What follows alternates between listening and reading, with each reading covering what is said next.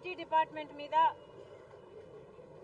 Department భుజం మీద తుపాకీ పెట్టి కాంగ్రెస్ పార్టీని గురి చేయడం చూస్తున్నాం.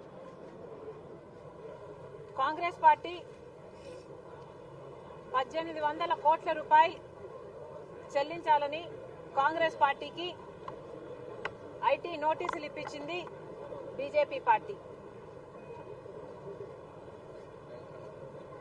మొన్న కాంగ్రెస్ పార్టీ బ్యాంక్ అకౌంట్లలో ఉన్న 230 కోట్ల రూపాయలను ఫ్రీజ్ చేయడం చూశాం. ఈరోజు కాంగ్రెస్ పార్టీ 1800 కోట్ల రూపాయలు చెల్లించాలంటూ ఐటీ నోటీసులు ఇవ్వడం చూశాం. ఇక రేపేం చూస్తామో తెలియదు. ఇక జూన్ 1 వరకు ఎలక్షన్లు అయిపోయేంత వరకు ఇక ఎన్ని వికృత చేష్టలు బీజేపీవి చూడాలో అది కూడా తెలియదు.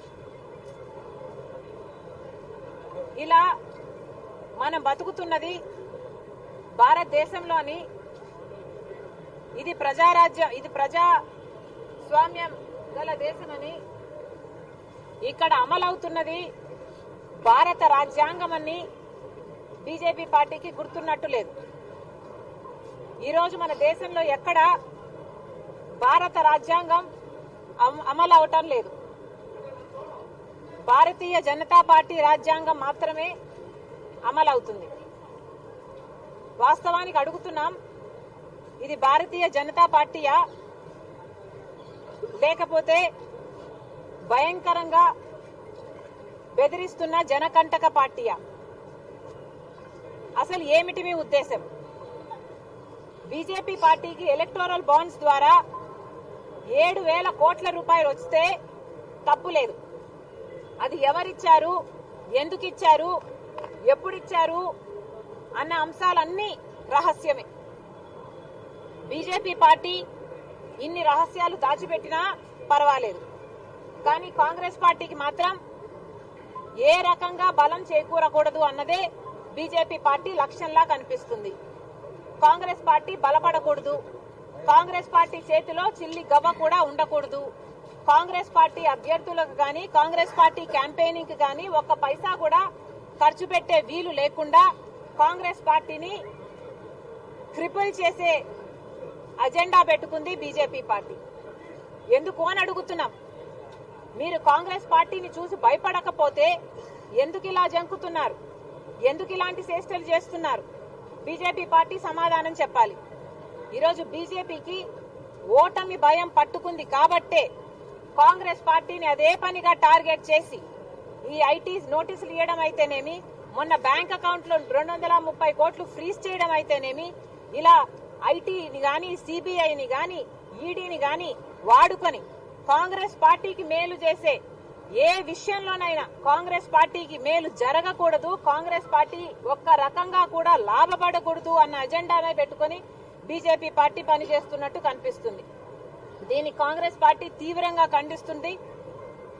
ఐటీ అఫీషియల్స్ అయినా ఐఆర్ఎస్ ఆఫీసర్స్ అయినా గుర్తుపెట్టుకోవాలి, మీరందరూ వాగ్దానం చేశారు, మీరు దేశ ప్రజల కోసం ఉన్నారు, బీజేపీ పార్టీకి మీరు తొత్తులు కాదు. ఈరోజు దేశంలో ఉన్న అన్ని ఇన్స్టిట్యూషన్స్ ని భ్రష్టు పట్టిస్తుంది బీజేపీ పార్టీ. ఒక సిబిఐ అయినా, ఒక ఈడీ అయినా, ఒక ఐటీ అయినా, ఇలాంటి ఏ తీసుకున్నా కూడా బీజేపీ పార్టీ చేతుల్లో కీలు బొమ్మలుగా మారారు. ఇది తగదు, ఇది ప్రజాస్వామ్యానికి తగదు. మళ్ళొక్కసారి చెప్తున్నాం, కాంగ్రెస్ పార్టీ బలమంతా ప్రజల నుంచి వస్తుంది. ఈరోజు ప్రజలలో కాంగ్రెస్ పార్టీ అంటే ఒక ఆశ, ఈరోజు ప్రజలలో కాంగ్రెస్ పార్టీ అంటే ఒక నమ్మకం. దాంట్లో నుంచే పుడుతుంది కాంగ్రెస్ పార్టీ బలం. మళ్లీ చెప్తున్నాం బీజేపీ పార్టీకి, మీరు కాంగ్రెస్ పార్టీని బెదిరించలేరు. కాంగ్రెస్ పార్టీ అధికారంలోకి రావడం ఖాయం, బీజేపీ పార్టీ ఓడిపోవడం ఖాయం. ఇండియా బ్లాక్ అధికారంలోకి వస్తుంది కాబట్టే బీజేపీకి ఇంత భయం పుట్టుకుంది.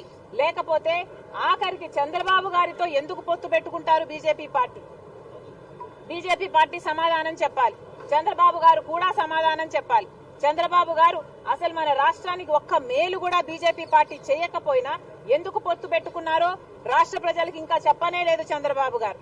మనకు ఒక్క రకంగా స్పెషల్ స్టేటస్ అయినా ఇవ్వలేదు, పోలవరం అయినా ఇవ్వలేదు, రాజధాని ఘట్టనివ్వలేదు. ఏది చేయకపోయినా బీజేపీ పార్టీతో ఎందుకు పొత్తు పెట్టుకున్నట్టు చంద్రబాబు గారు.